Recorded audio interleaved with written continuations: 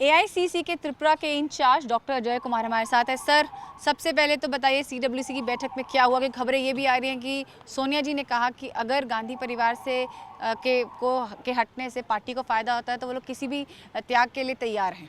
नहीं, देखिए एक चीज़ है, मैडम ने शुरू किया था कि पार्टी के लिए वो हो या कोई भी हो, वरिष्ठ नेतृत्व जो है वो किसी तरह का त्याग करने के लिए तैयार है। तो सभी ने कहा कि मैडम, हम गांधी परिवार के ऊपर जो हमले हो रहे हैं वो आरएसएस जानता है कि उनके ऊपर, परिवार के ऊपर हमले करने से कांग्रेस कमज़ोर हो जाएगी। ये तो इनका षड्यंत्र है, ये तो पुरानी षड्यंत्र है। आपने देखा होगा कि किसी ने न्यूज़ चला दिया कि तीनों ने इस्तीफा देने के लिए कल इस्तीफा देंगे।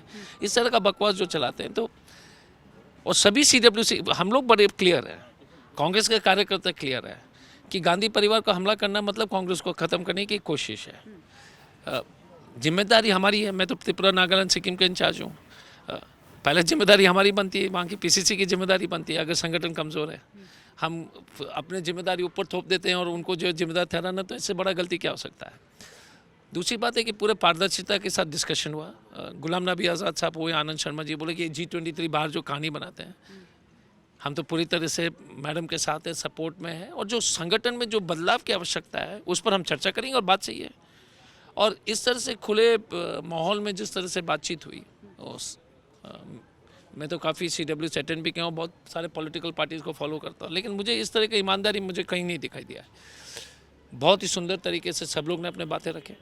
राहुल जी, प्रियंका जी ने क्या कहा? मैडम ने अपने यूपी के बारे में बताई, फिर राहुल जी ने बोला कि देखिए ये कारण से ये नुकसान ज़रूर हुआ है, लेकिन हम लोग को इस तरह से करना है, क्या क्या करना है, और एक चिंतन शिविर बुलाया जाएगा और उस पर जो है मंथन होगी, और फिर रोड मैप तय किया जाएगा, उसके बाद हम लोग आगे बढ़ेंगे। डॉक्टर साहब, कितना मुश्किल है, क्योंकि आम आदमी पार्टी क्रीप इन करती जा रही है। अभी थोड़ी देर पहले दिनेश गुंडू राव जी से हमारी बात हो रही थी, उन्होंने कहा कि बहुत बड़ा डैमेज है वो टीएमसी कर गई। अब आप त्रिपुरा में लड़ रहे हैं, वहाँ से आप टीएमसी के लोगों को भी लेके आए हैं। दिक्कत है क्या है, ये चुनौती है, लेकिन अगर इस देश में आम आदमी पार्टी हो या टीएमसी हो, सब बीजेपी के बी टीम है, सच्चाई है। क्योंकि उन बीजेपी के ऊपर कोई नहीं हमला कर रहा, आपने देखा होगा। अगर उनके प्रदेश में चुनाव उनके खिलाफ लड़ते तब बीजेपी के खिलाफ बोलते हैं, नेशनल लेवल में तो नहीं बोलते हैं। इस राहुल गांधी हो या सोनिया जी हो या कांग्रेस हो, उन्हीं के खिलाफ बोलते हैं। आरएसएस जानती है, नेहरू जी के ऊपर हमला, महात्मा गांधी के ऊपर आरएसएस ने हमला किया, नथुराम गोडसे आरएसएस थे, नेहरू जी के ऊपर। ये जानते हैं कि हमारे लीडर्स को जो है हमला करना है, क्योंकि कांग्रेस ही एक पार्टी है जो उनको जवाब दे सकती है।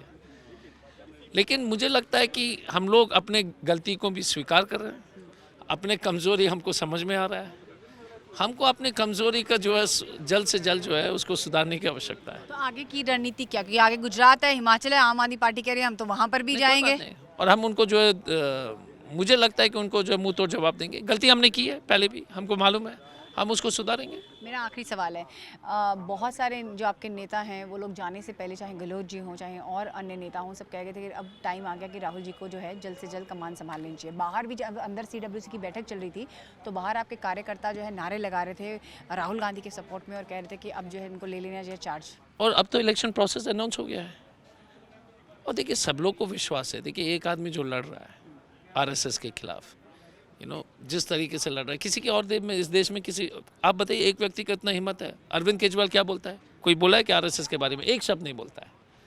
ममता बनर्जी आरएसएस के बारे में एक शब्द नहीं बोलते हैं। मोदी जी के लिए एक व्यक्ति है जो हमेशा खड़ा होकर के पब्लिक के सामने जाकर आरएसएस और बीजेपी को देश बर्बाद करने की रणनीति को जो है पर्दाफाश कर रहा है, बेनकाब कर रहा है। तो मुझे पूरा विश्वास है उनके नेतृत्व में, हम सब लोग को है, सभी, और देश के 60-70% को, जो 30% जो बीजेपी को वोट दे रहे हैं, जो भी होगा वो उनका चॉइस है, लेकिन इस देश के 70% बीजेपी को वोट नहीं डालती है। वो कांग्रेस के विचारधारा को तो विश्वास करते हैं। लड़ाई आगे है, लंबी है, और हमारे जैसे लोग के लिए चारा क्या है? लड़ना है। तो ये थे डॉक्टर अजय कुमार हमसे बात करते हुए। कैंपस मनीष ढा के साथ में सुप्रिया भारद्वाज, आज तक, दिल्ली।